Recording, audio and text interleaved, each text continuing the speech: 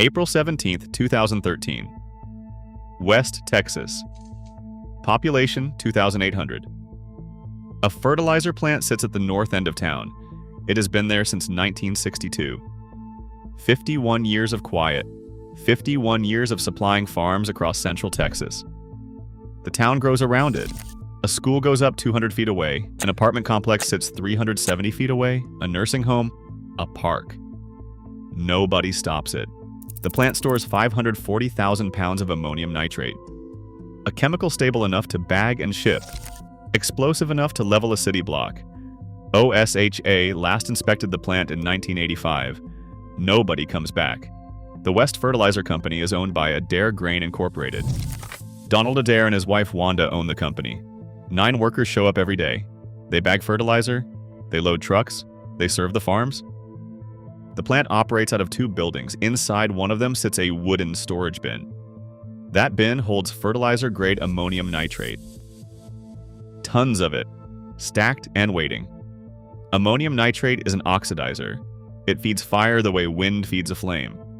At room temperature, it sits still. Add heat, add a shockwave. It does not burn, it detonates.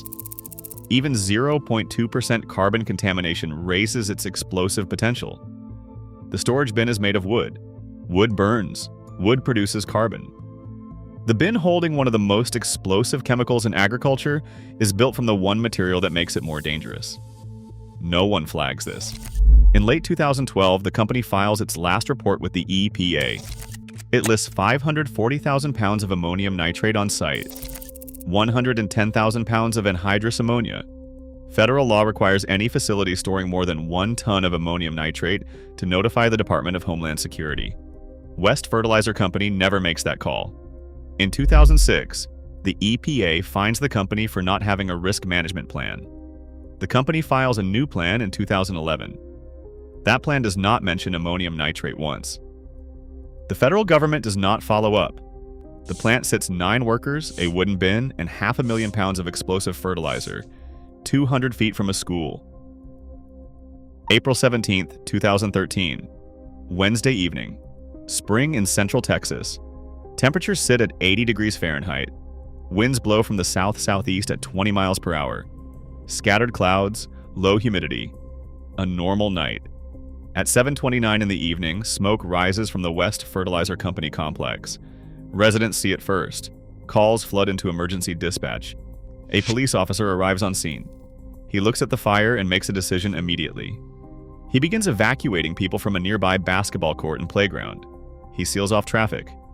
The West Volunteer Fire Department arrives with 2 units. Volunteer firefighters, neighbors, men who know every street in this town.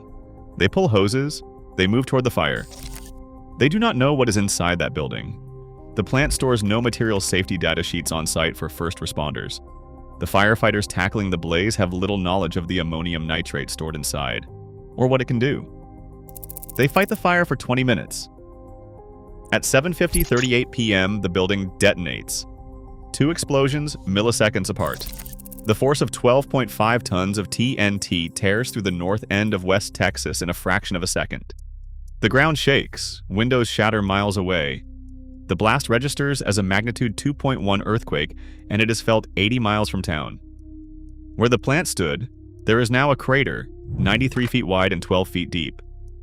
The apartment complex at 370 feet, gone. West Intermediate School, destroyed. West High School, severely damaged. The nursing home, obliterated.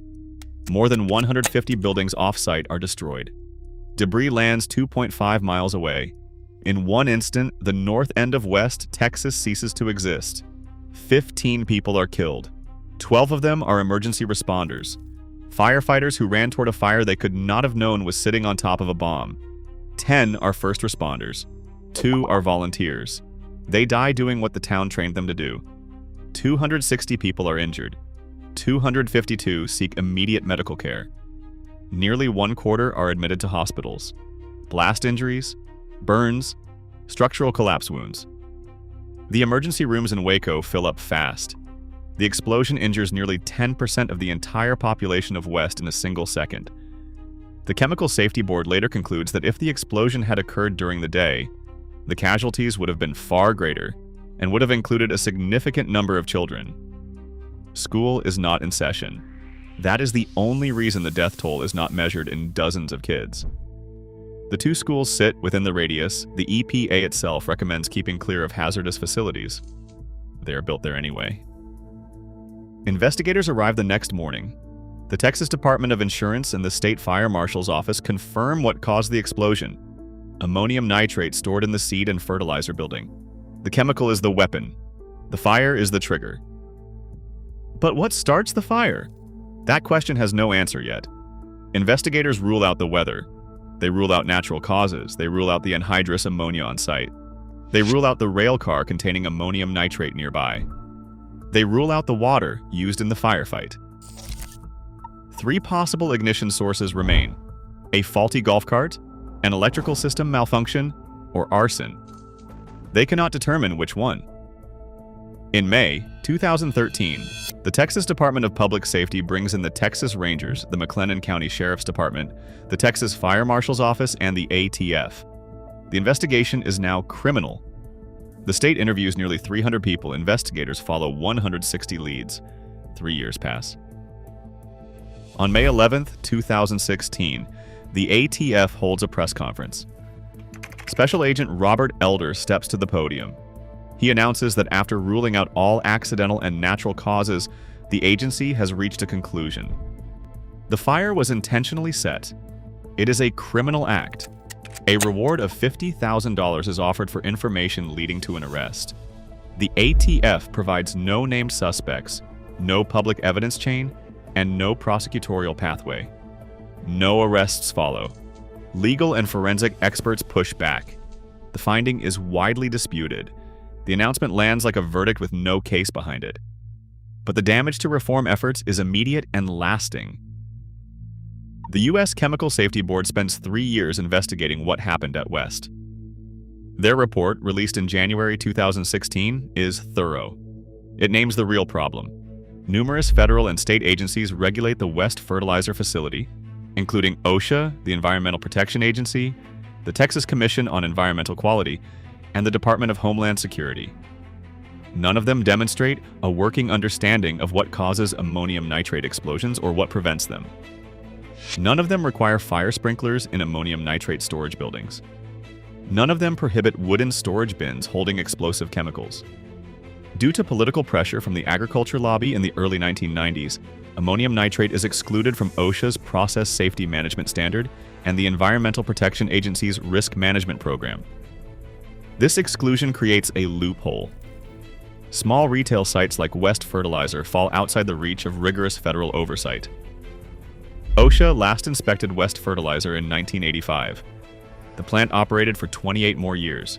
No federal inspector walked through the door. The Chemical Safety Board Chair, Rafael Murray-Arasso, states it plainly. The explosion is preventable. It resulted from the failure of a company to take necessary safety steps, and from the failure of regulatory agencies to identify and correct a known hazard. The Chemical Safety Board finds that 1,351 facilities across the country store ammonium nitrate. Most face no regulations requiring them to maintain safe distances from homes, schools, and hospitals.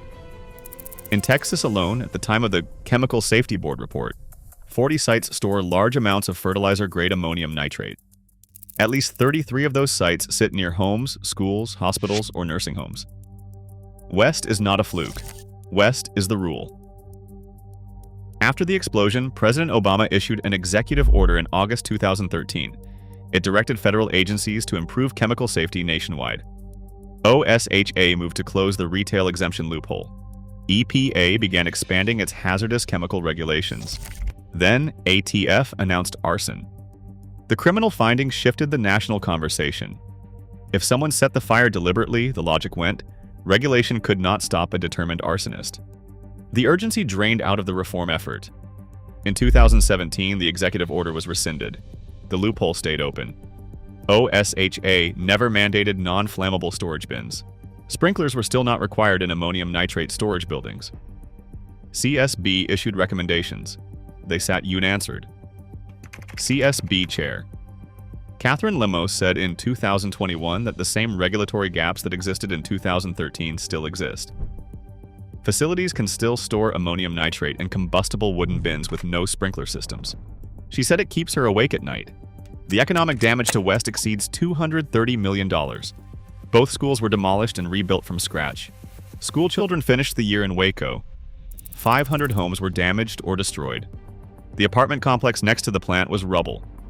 In January 2018, the city of West received $10.44 million in legal settlements. The lawsuit argued the defendants were negligent in selling and distributing ammonium nitrate without adequate warnings and that the product should never have been sold to West Fertilizer at all. $10.44 million for a town that lost 15 lives, 2 schools, a nursing home, hundreds of homes, and its sense of safety. The ATF case remains open. No suspects, no arrests. A $50,000 reward still stands. The wooden bins at similar facilities across Texas still have no sprinklers.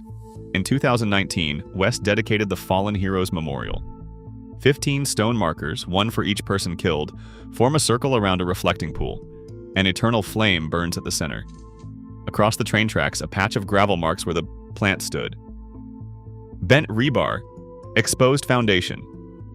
Nothing else. The town rebuilds. New schools, new homes, new streets. The regulations do not rebuild with it. Ammonium nitrate still sits in wooden bins across Texas. Sprinklers are still not required. Schools still sit inside the blast radius. West buried its dead. America learns nothing. The flame keeps burning.